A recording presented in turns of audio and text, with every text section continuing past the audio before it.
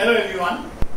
In our previous video on Theory of Games Part 1, we introduced the games, then the rectangular games.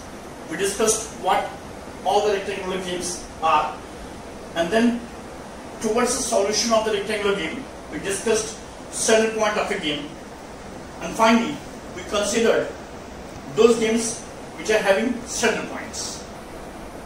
Now in this video, we'll discuss those games which are not having any saddle point. First we'll begin with 2 cross 2 games, and then we'll extend that study to m cross n, and thereafter we'll come to the relations of dominance.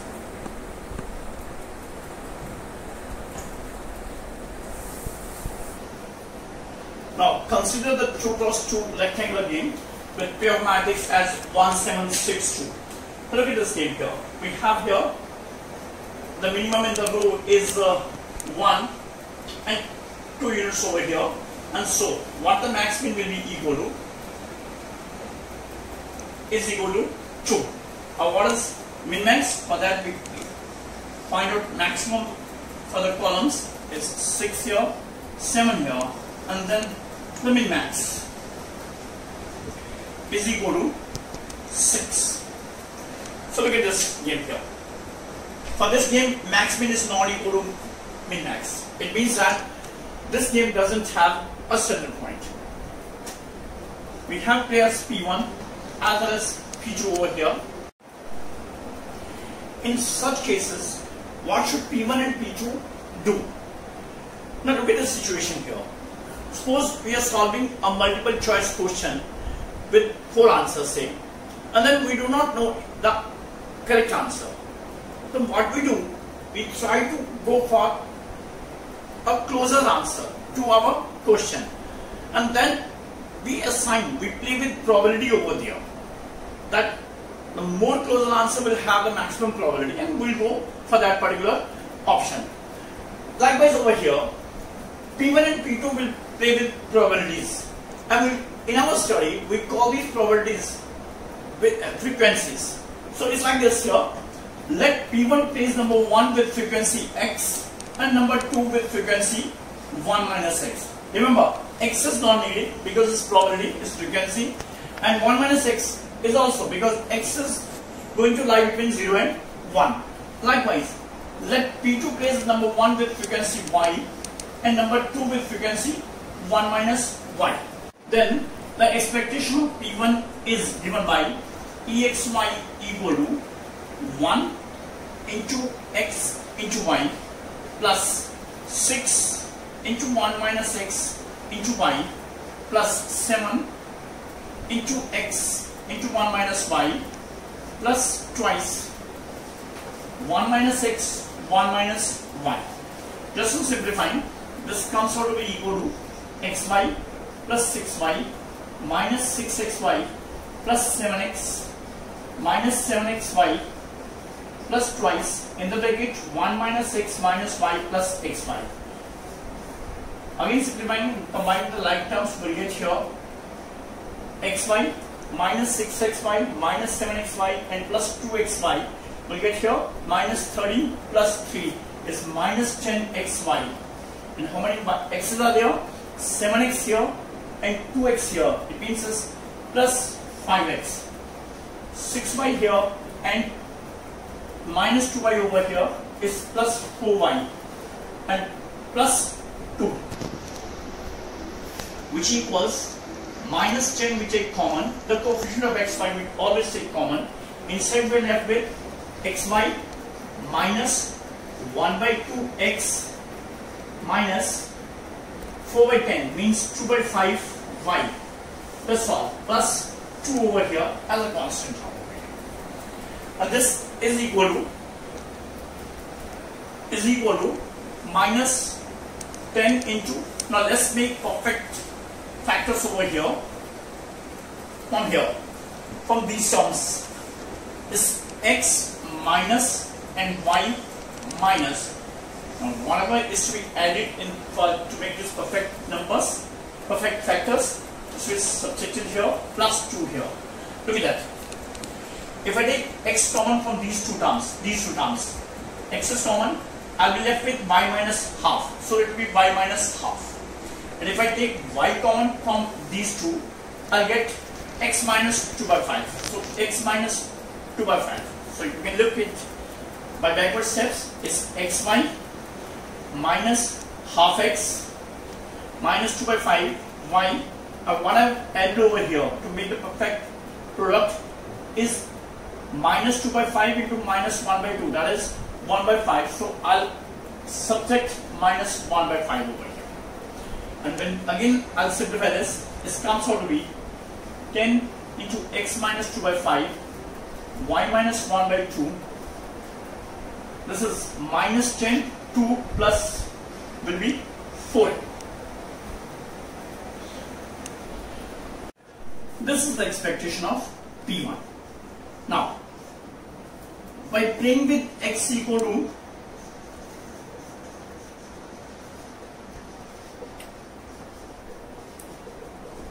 2 by 5. Look at this. If P1 plays with x equal to 2 by 5, then this becomes 0 and equal to 4 units. So Ex might be equal to 4 for x equal to 2 by 5. So P1 is sure to get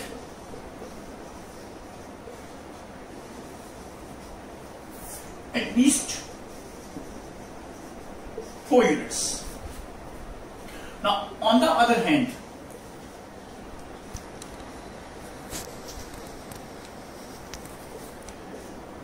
by playing with y equal to, look at that, if P2 plays with y equal to half, whatever x is, then he has to pay, the expectation of P1 will be 4 units again.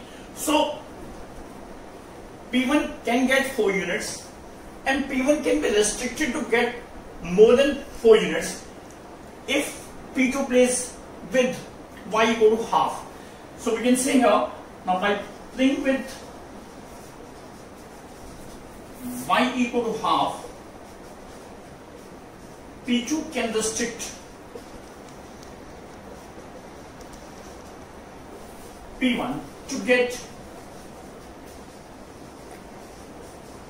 more than 4.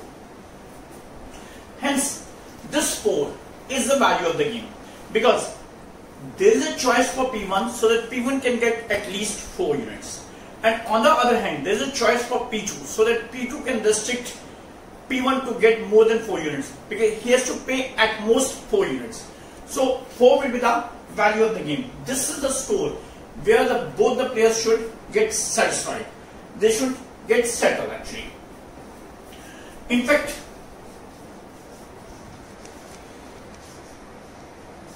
Ex 1 by 2 is less than or equal to E 2 by 5 1 by 2. This further is less than or equal to E 2 by 5 y for all x y's in 0 1 over here, because these are the frequencies. They lie between 0 and 1. So what happens over here?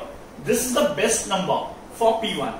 It means we say an optimal strategy for P1 is x, that is 2 by 5, and 1 minus x, that is 1 minus 2 by 5, that is 2 by 5, 3 by 5. Likewise, best strategy for P2 is y equal to half, and 1 minus 5 is also equal to half, half, and b equal to 4 is the value of the game.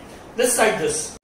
Hence, 2 by 5, that is x, and 3 by 5, this is 1 minus x, is an optimal strategy for P1, and 1 by 2, that is y, and this is 1 minus y, 1 by 2, is an optimal strategy for P2, and b equal to 4 is the value of the game. Now, what does this practically means? 2 by 5 means that P1 is playing a number with frequency, with probability 2 by 5. P2 is playing number 1 with frequency 1 by 2. What does this practically mean? Is this, look at that, is 2 by 5 and 1 by 2. Two numbers are there. You take the LCM of these two denominators over here, it turns out to be 10. Whatever the LCM is, that many plays must be played of the game. So it's 10 here. So 10 plays of the games must be played by the two players, P1 and P2. Now if it's, you can see over here is 2 by 5, this is 3 by 5, is half here, is half here. Then if 10 plays are being played between P1 and P2,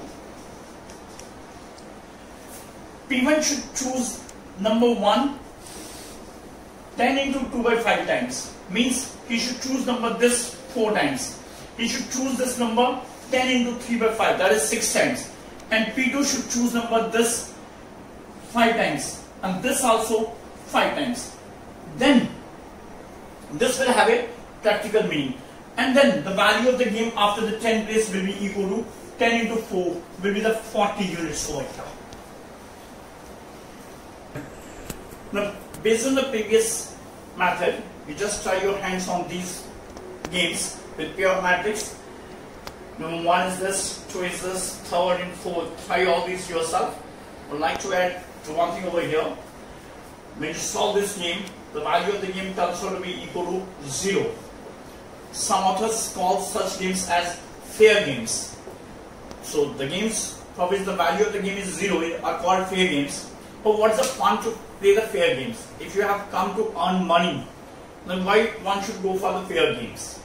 It's a chance in case this value is coming out to be 0. So fair games are not important to play.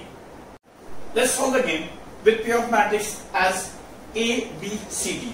It's a 2 cross 2 matrix over here. So we are using our previous method to solve this game. Now obviously because A, B, C, D are general numbers, so it's assumed here that max min is not equal to min max.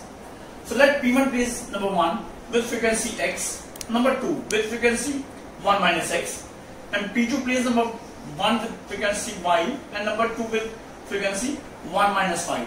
Then the expectation of P1 is EXY equal to, it will be A into XY plus B into X into 1 minus Y plus C into 1 minus X into Y plus D into 1 minus X 1 minus Y.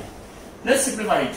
This is equal to AXY plus BX minus BXY plus CY minus CXY plus D into 1 minus X minus Y plus XY. And when further simplifying, you will get here the terms with XY.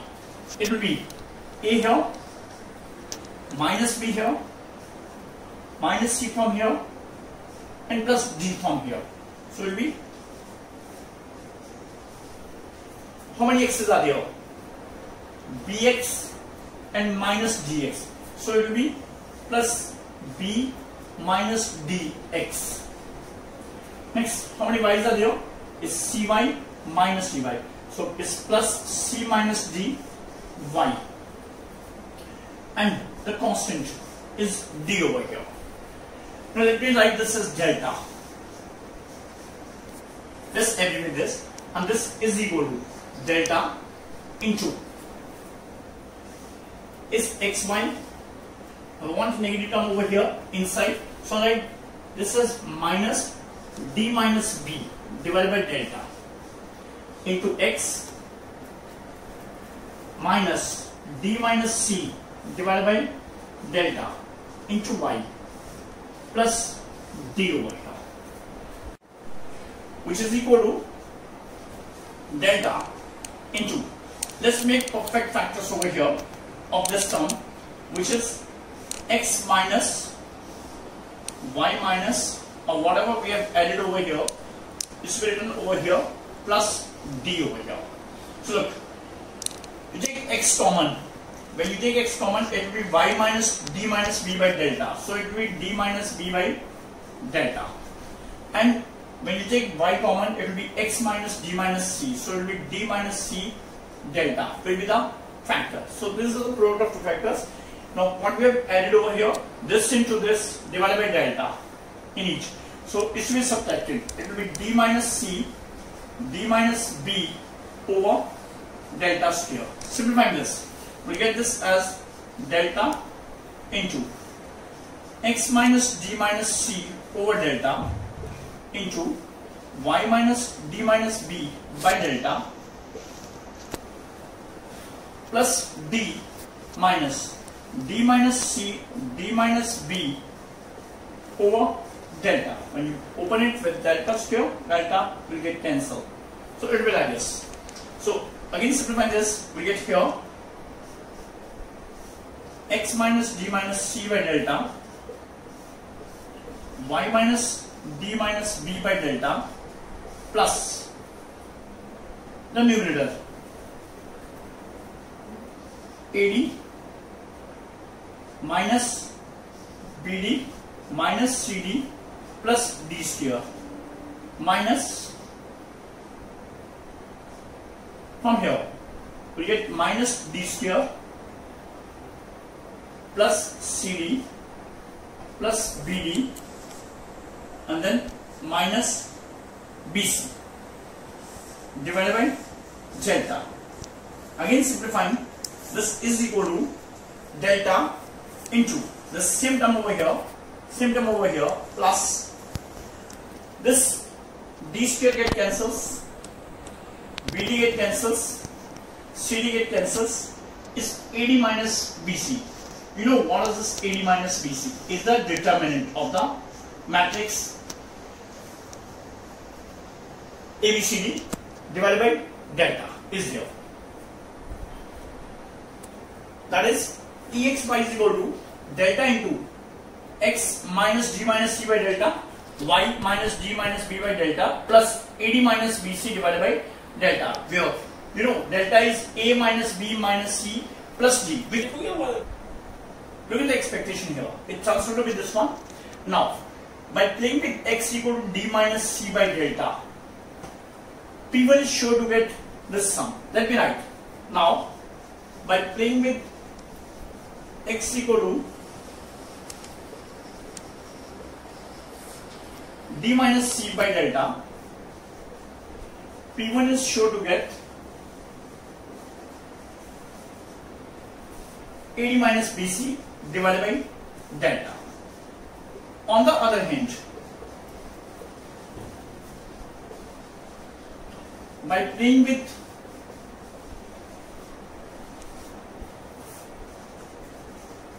y equal to d minus b by delta, by this y, whatever x is, the expectation of P1 will be at most this one. So it will be, so P1 cannot get more than this one. So we can write here, on the other hand, by playing with y equal to this, P2 can restrict P1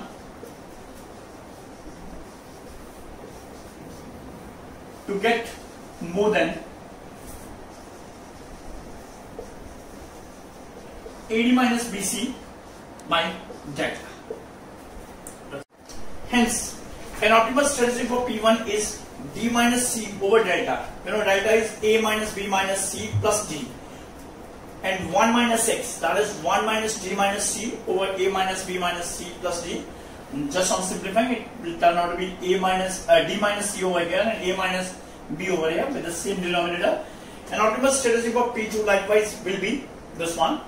Simplifying this, it will be d minus p over here and a minus c over here divided by delta in each of the denominators, and v equal to ad minus bc over a minus b minus c plus d is the value of the game.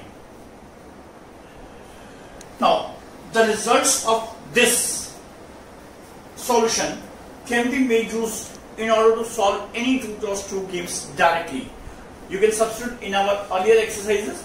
You can verify your results by substituting these numbers over there.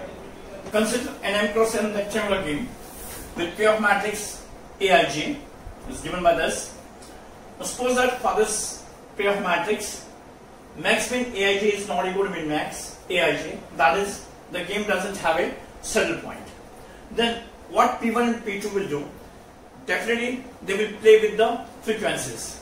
Let x1, x2, xm be the frequencies with which P1 plays number 1, number 2 and number m respectively. And likewise, let P2 plays number 1 with y1, number 2 with y2, and number n with frequency yn.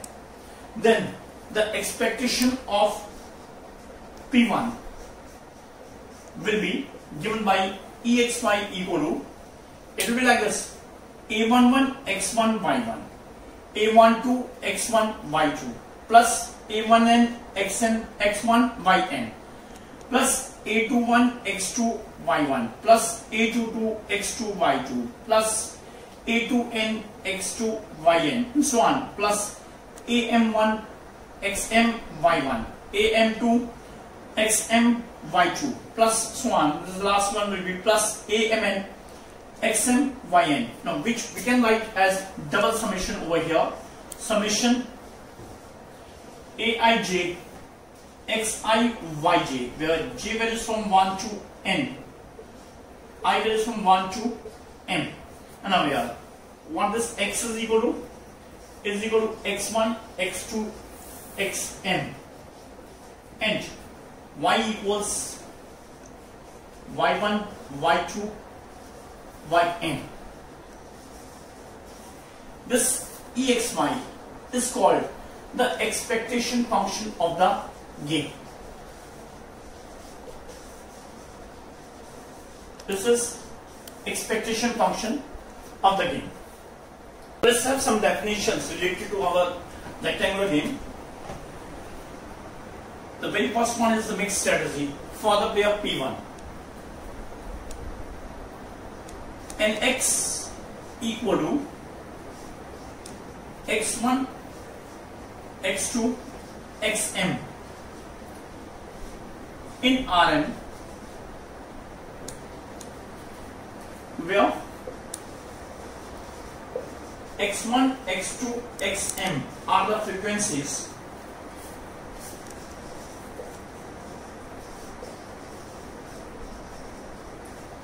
with which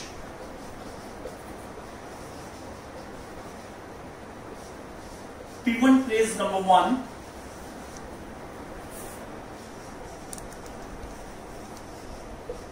1, 2 up to m respectively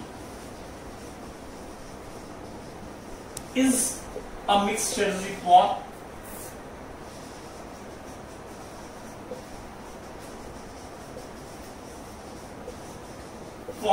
P1. The set of all mixed strategies for P1 is denoted by Sm and is given as all x's in Rn of the type x1, x2, xm in Rn such that their sum is equal to 1, because these are frequencies, so their sum should be equal to 1 and each one of these should be non-negative.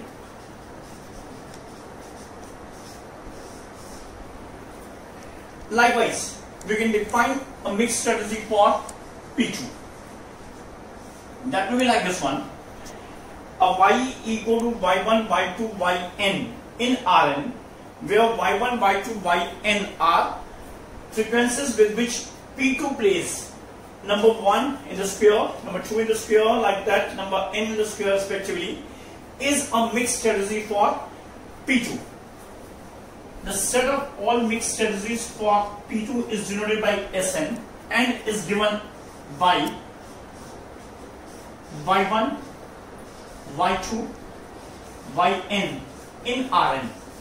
Again, their sum should be equal to 1, that is y1 plus y2 plus yn should be equal to 1, and each of these yj's, y1, y2, yn, all these are non-negative.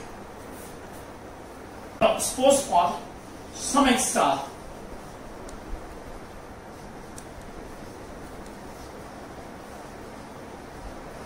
in Sm and y star in Sn, we have Exy star. Of course, E is the expectation function of the rectangular game, is less than or equal to Ex star y star, is less than or equal to Ex star y for all x's in Sm and y in Sn. Now look at this relation. In case this holds, then by playing with by playing with x equal to x star, the expectation of P1 will be E x star y. And now, because E x star y is greater than or equal to E x star y star for all y in Sn, therefore P1 is sure to get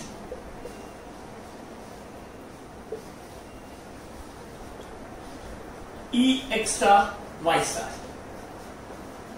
Now, on the other hand, by playing with y equal to y star, the expectation of P1 will be EXY star. Now, each EXY star is less than or equal to EX star Y star. Therefore, P1 can be restricted